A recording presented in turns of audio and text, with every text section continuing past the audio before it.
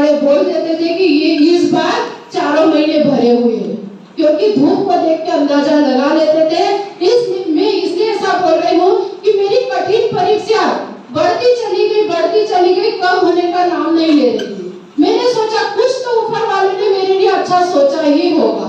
मैं ऊपर वाले से दुआ प्रार्थना करती थी, शाम को 8 बजे घर आती थी, बच्चों को थोड़ा टाइम देती थी, उनको सुला देती थी। मैं मेरे अलग रूम में सोती थी। उनको सुलाने के बाद मैं जी भर के रो लेती थी कि ऐसे कब तक चलेगा। 3000 में क्या करूंगी मैं?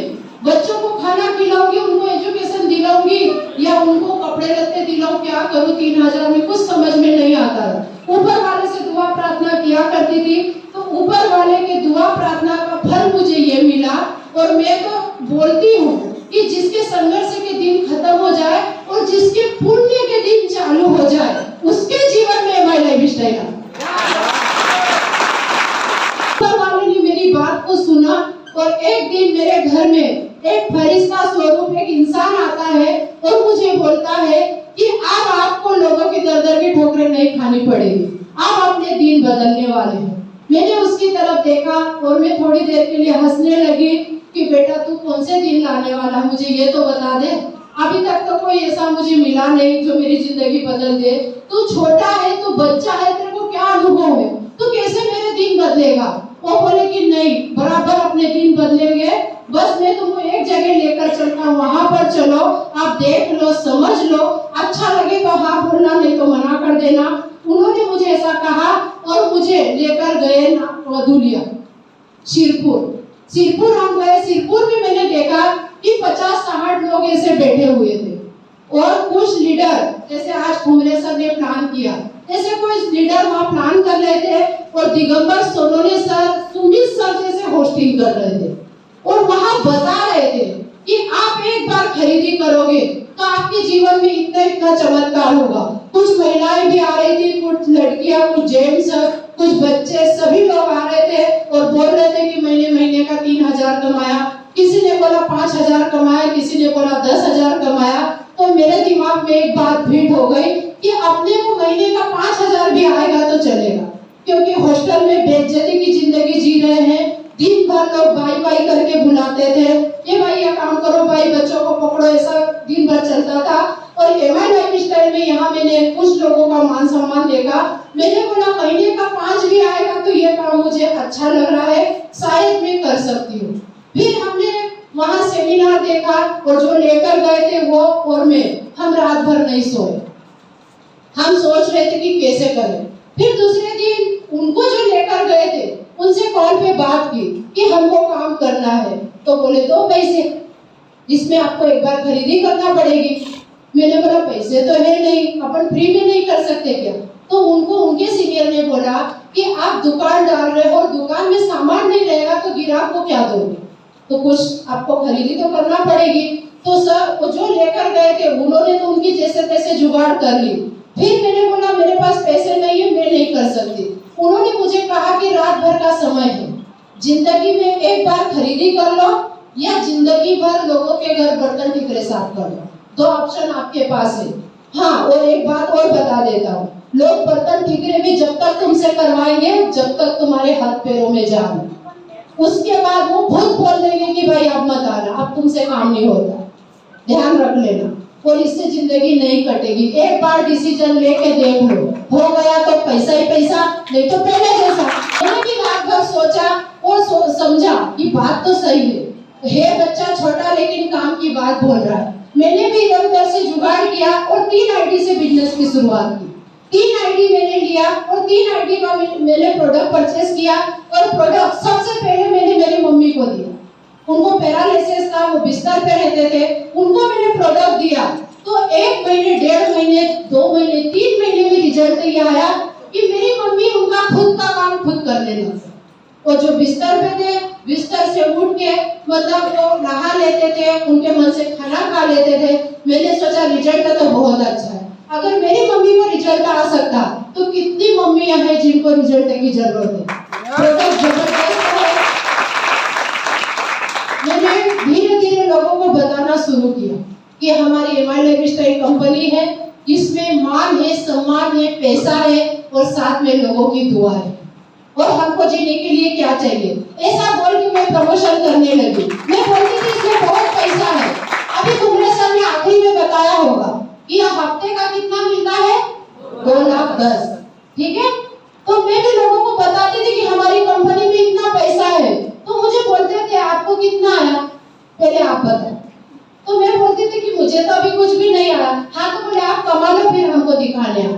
मैं बोलती थी यहाँ प्रोडक्ट का रिजल्ट तो बहुत अच्छा है, यहाँ खरगोन में किसको दिया, अभी किसी को नहीं दिया। हाँ, बोले रिजल्ट निकाल लो फिर बता। लोग भगा देते थे, लोग अपमान कर देते थे, लेकिन फिर भी मुझे मेरे बच्चे दिखते थे कि अगर 4 बच्चों के चेहरे पे मुस्कान लाना है तो ये लोगों की ना सुनने से मुझे कोई फर्क नहीं पड़ा। ये सोच के मैंने मेरा संघर्ष जारी रखा। और कोई भी काम की जब हम शुरुआत करते हैं ना, तो शुरू में कोई भी काम हमको समझ में नहीं आता। कोई भी बिजनेस हो, व्यापार हो या खेती हो, कोई सा भी काम हम करते हैं, जब स्कूल लगता है तो बहुत सारे यहाँ टीचर स्टाफ बैठे हुए हैं, वो पहले दिन बच्चों को पढ़ाने स्कूल में जाते ना, तो वो भी ये सोचते हैं कि मैं शुरू कहाँ से करूं। तो हम तो अनपढ़ थे, हमको तो बिजनेस में मतलब सोचने वाली बात थी कि बिजनेस को कैसे किया जाए। फिर भी हमारा मैनेजमेंट, हमारे अपलाइन, हमारे सारे बिजनेस पार्टनर इतने समझदार है कि एक अनपढ़ महिला को आज झांसी की रानी का नाम दिया।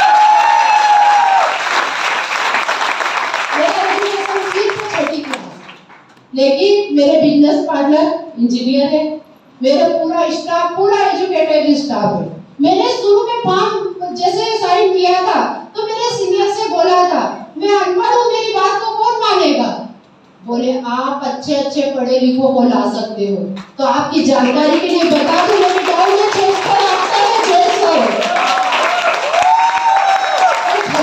जो टॉप के डॉक्टर है, डॉक्टर श्याम नीमा, बड़े बड़े डॉक्टर है, डॉक्टर सोलंकी, बड़े बड़े जाने माने मेडिकल, आज वो मेरे साथ बिजनेस पार्टनर है। और बिजनेस पार्टनर के साथ साथ में वो लोगों को प्रोडक्ट मेडिकल से सेल कर रहे हैं और उसका 12% मेरे खाते में। ऐसे हमारे प्रोडक्ट की क्वालिटी है, ऐसे हमारे प्रोडक्ट में दम है। और हमारे एलिमेंट ब्रांड के हर प्रोडक्ट के ऊपर आपको आयुष का प्रीमियम मार्क मिलेगा। तो जितने भी डॉक्टर मेडिकल है ना, वो मेरी वजह से नहीं है, आयुष प्रीमियम मार्क की वजह से। मुझे कोई नहीं पहचाना। धीरे धीरे काम की शुरुआत हुई, धीरे धीरे काम करने लगी, लोगों को प्रोडक्ट दिखाने लगी। बात आती है इनकम की, तो मैंने जो मुझे लेकर आए थे उनको मैंने बोला था महीने का 5,000 दिलाओ तो मैं काम करने के लिए तैयार हूँ। उन्होंने कहा था बिल्कुल मिलेगा, मैं जैसा बोलूं वैसा आपको करना पड़ेगा। मैंने बोला जब 3,000 मिलता है वहां तो मैं अपनी मर्जी से सांस नहीं ले सकती, तो आप तो मुझे 5,000 दिलाने वाले हो, तो आप जैसा बोलोगे मैं वैसा करने के लिए तैयार हूँ। मैंने उनकी बात मान ली और मैं निकल पड़ी मेरे सफर की ओर। भगवान का नाम लिया, साईं बाबा का नाम लिया। गुरुवार का दिन था, हम साइन किया और मैंने बोला अब मेरी जिंदगी तेरे हवाले, तू क्या करिश्मा करके दिखाने वाला है तू देख। भगवान का नाम लेके प्रोडक्ट लिए और मैं चल पड़ी।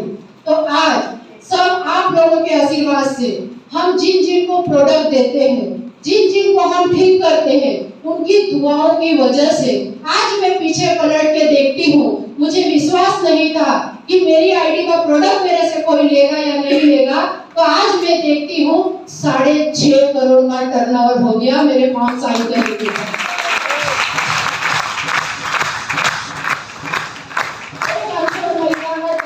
6.5 करोड़ का। यहाँ छोटी सोच थी 5,000 आएगा कि नहीं, डाउट में थी। आज में मेरी इनकम बताने में मुझे बहुत बड़ी खुशी होती है कि महीने का 1,35,000, 1,55,000 तक में इनकम टच करती है।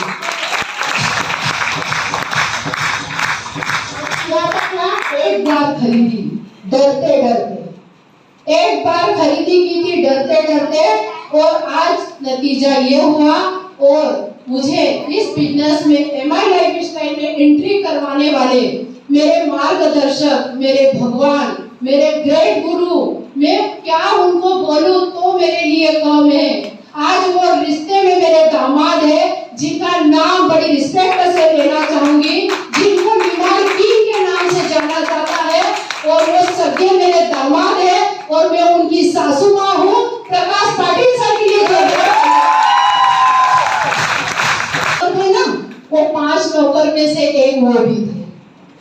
वो मेरे यहाँ चाय की दुकान पे गिलास धोने का काम करते थे और हमको लोग बोलते हैं कि चाय वाले लोग बहुत जल्दी सक्सेस होंगे।